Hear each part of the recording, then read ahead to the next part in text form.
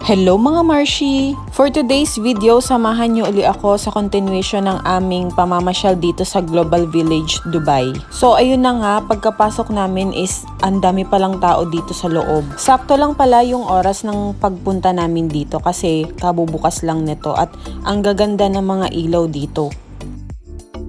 Alam niyo ba mga Marshi, according to my research, nag-reopen pala to nung October 18, 2023. Tapos, magko-close siya after 6 months. So, during winter lang talaga siya nag-open kasi kung summer, hindi kakayanin ng mga tao dito mamasyal. Bale, makikita nyo pala dito sa loob ng Global Village yung mga iba't ibang pavilions ng every country. So, a total of 90 different cultures daw yung andito sa loob. Pag pumasok ka sa loob ng pavilion ng isang bansa, may makikita kang mga binebenta nilang mga items or mga products na galing sa kanila. Pero yung mas nakakatuwa is yung matikman mo yung nila, yung pagkain nila.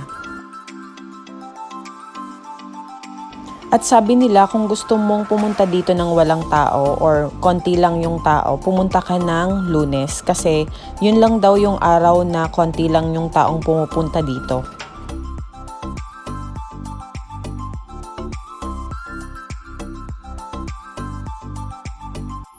Kung mapapansin yung mga Marshi, madaming nagtitinda dito sa loob, kaya hindi ka rin talaga magugutom.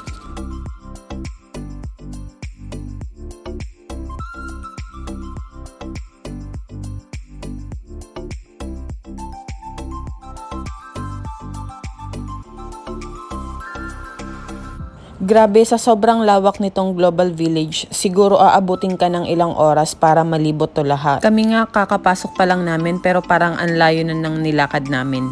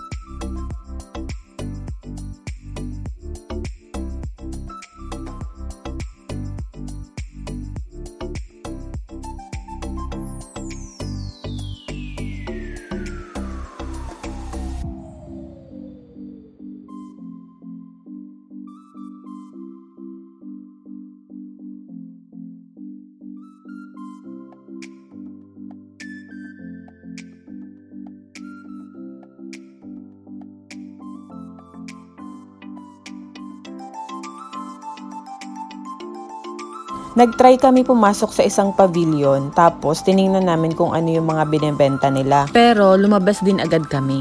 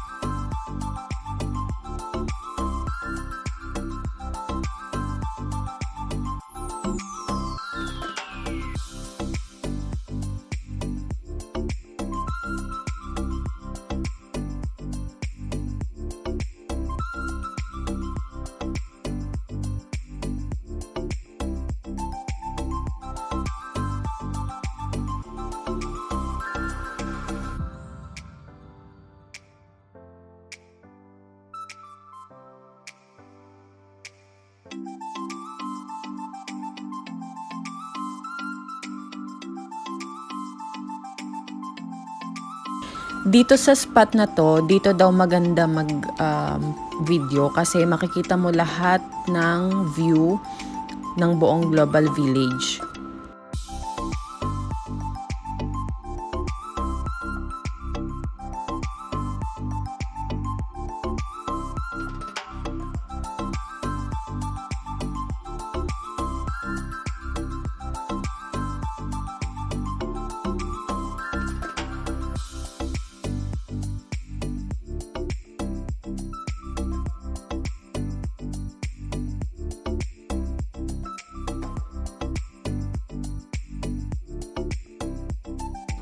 At after namin doon sa spot na yon, nag-continue kami pumasok sa mga pavilion.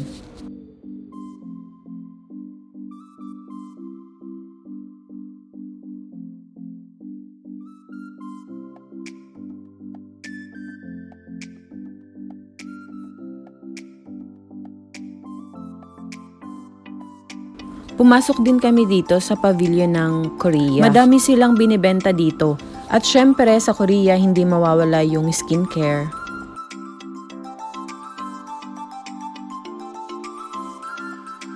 O siya, hanggang dito na lang muna mga Marshi. May part 3 pa tong vlog ko dito sa Global Village, kaya abangan nyo mga Marshi. Thank you for watching. Bye!